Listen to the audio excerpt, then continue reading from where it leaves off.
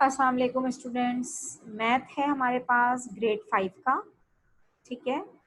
और उसके अंदर आज हम पढ़ेंगे angles on a straight line.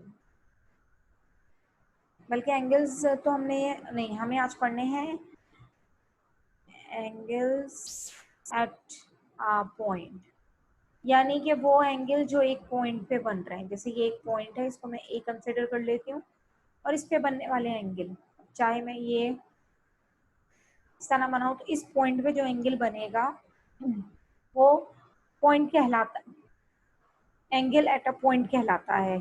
इसका सम अप हमेशा 360 होता है। ये एंगल्स जो एक पॉइंट पे बनते हैं, जैसे अगर मैं यहाँ पर बना के आपको ये पॉइंट दे दूँ और आप इसको इस तरह बनाएं, तो ये सारे एंगल एक पॉइंट पे बनने की वजह से सम अप किए जाएंगे 360 पे, ठीक है। बिकॉज इनके पास एक कॉमन पॉइंट है अपनी लाइंस को शेयर करने का।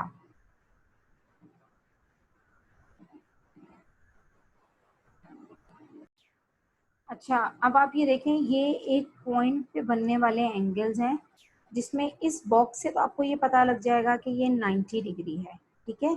और हमें ए एंगल मालूम करना है, ठीक है। तो आपको ये चीज़ जो गिवन है उसे हम एक जगह रख लेते हैं, जैसे 90 plus 150 plus a is equal to 360 degree. 90 और 150 को आप प्लस कर लें,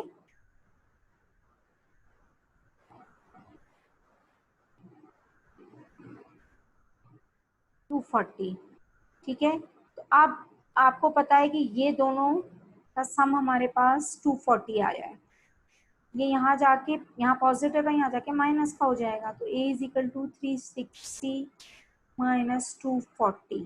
तो अब हमें a का एंगल पता लग जाएगा जब हम उसे माइनस करेंगे 240 को 360 में से। तो a का एंगल हमारे पास 120 आएगा, ठीक है। तो ये हमारे पास a का अमाउंट आ गया, कितना, a इक्वल टू 120। ये चीज़ें होती हैं जब हम एंगल एट अ पॉइंट कर रहे होते हैं, तो हम उसको इस तरीके से सॉल्व करते हैं। वट एवर कितने ही एंगल्स यहाँ बने हुए हों, ठीक है, कोई भी एंगल आपको मालूम करना हो, आपको ये पता होना चाहिए कि एक्स वाई जेड आपने सारे लिखे और यहाँ आपको सम उसको 360 से ही लेके जाना है। तो ये आपको पता लगेगा कि हाँ भाई, हमने ये वाला angle at a point solve कर लिया है प्रॉपर तरीके से।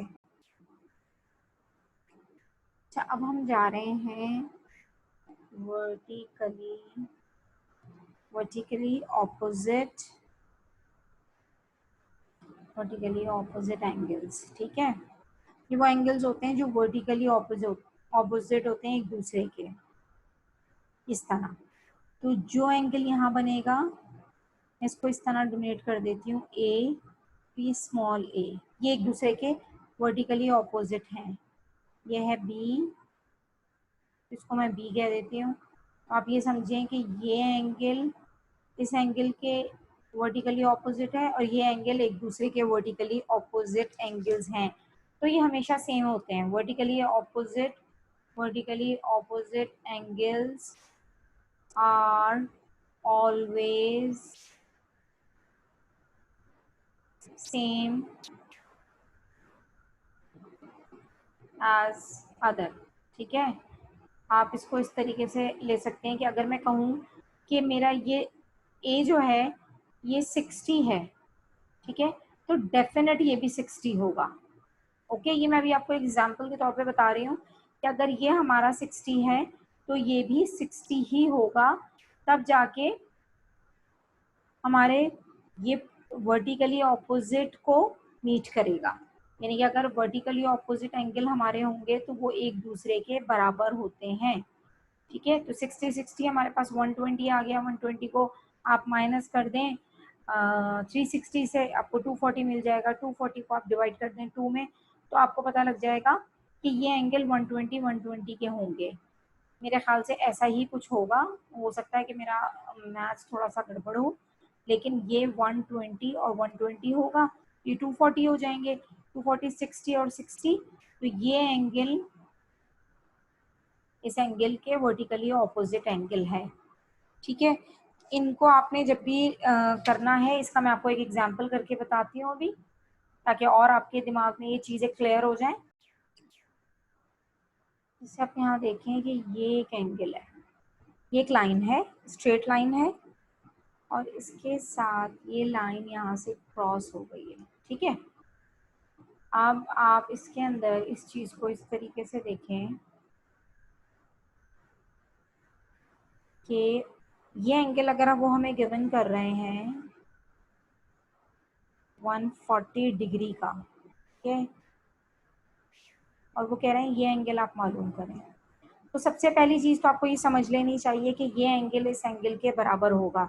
इसे करने के दो तरीके हैं, आप या तो इसको इस तरीके से 140 लें, तो आपके पास आंसर आएगा, उसको आप 360 से माइनस करें और फिर उसे 2 से डिवाइड करें, या आप इसको इस तरह लें कि आपने ये वाला स्ट्रेट एंगल ले लिया, 140 माइनस करें आप 180 से, आपके पास 40 आ जाएगा, तो 40 आपका ये एंगल हो गया। जब ये 40 है तो ऑब्वियसली ये भी 40 होगा, तो 40 40 80, 80 एंड 140, मैं इसको चेक भी कर लेती हूँ कि 140 अगर हमारे पास 2 टाइम्स है तो 280 होगा, और इसके साथ में 40 40 80 और प्लस कर देती हूँ। देखिए हमारा आंसर 360 आ गया। तो ये पूरा जो सम अप था हमारे पास, ये हमारा 360 का बन गया। ठीक है, एक और एग्जांपल इसकी करके देखते हैं ताकि ये जहन में बिल्कुल आपकी क्लियर रहे कि ये किस तरीके से किया जाता है। अच्छा जनाब, अब मैंने आपको ये एक पूरा बना के दिया है कि इसको सॉल्व करते हैं। यहाँ हमें ये 95 गिवन है, 43 बी गिवन है, यहाँ हमें और कुछ नहीं पता। तो अगर मैं इस ड्राइंग को थोड़ा और फर्म करके बनाती तो ये चीज़ समझ में आ जाती कि ये 43 है, क्योंकि ये दोनों एक दूसरे के वर्टिकली ऑपोजिट एंगल्स हैं।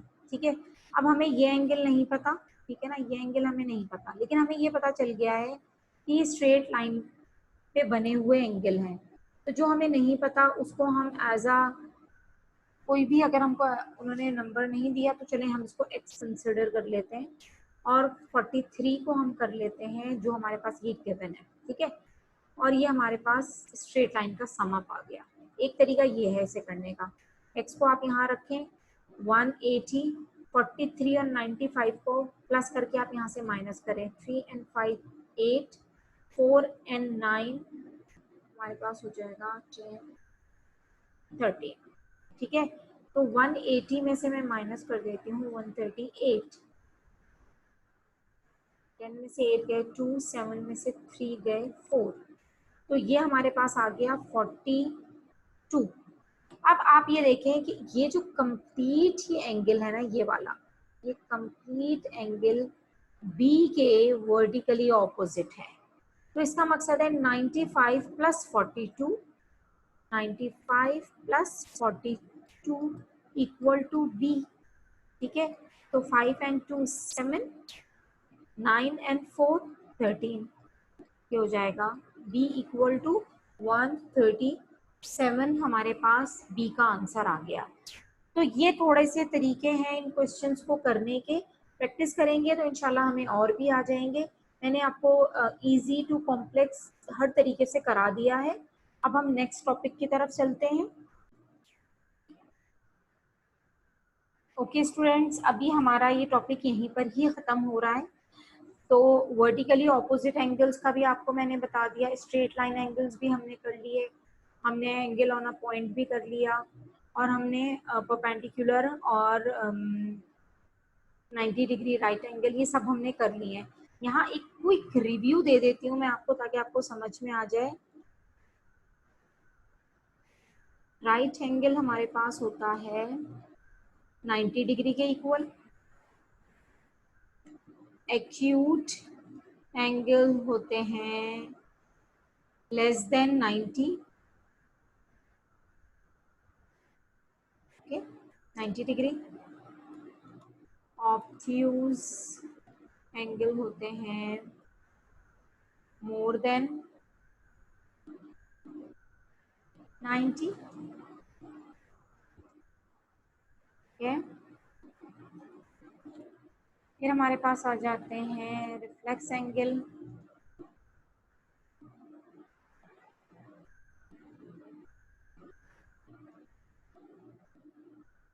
ये मोर देन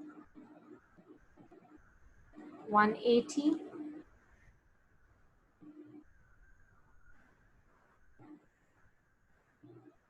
और फिर हमारे पास आ जाते हैं complete rotation, complete rotation equal to 360, ये एंगल ऑन अ पॉइंट। अच्छा, एक चीज, एक्यूट एंगल लेस देन 90 होते हैं, obtuse angle more than 90 but less than 180, reflex angle more than 180 but less than 360, ठीक है। कंप्लीट रोटेशन 360 की होती है। इसके बाद हमारे पास क्लोज शेप्स आ जाते हैं, उनके एंगल्स के सम अप होते हैं। तो मुझे उम्मीद है आप लोगों को ये चैप्टर अच्छी तरीके से समझ आ गया होगा। इंशाल्लाह कल हम नेक्स्ट चैप्टर की तरफ मूव हो जाएंगे। आप इसको देखें और प्रैक्टिस करें। इंशाल्लाह ताला वर्कबुक से प्रैक्टिस करने से आपको बहुत ज़्यादा अच्छी तरीके से ये समझ आ जाएगा। जज़ाकल्लाह खैर, टेक केयर, अल्लाह हाफिज़।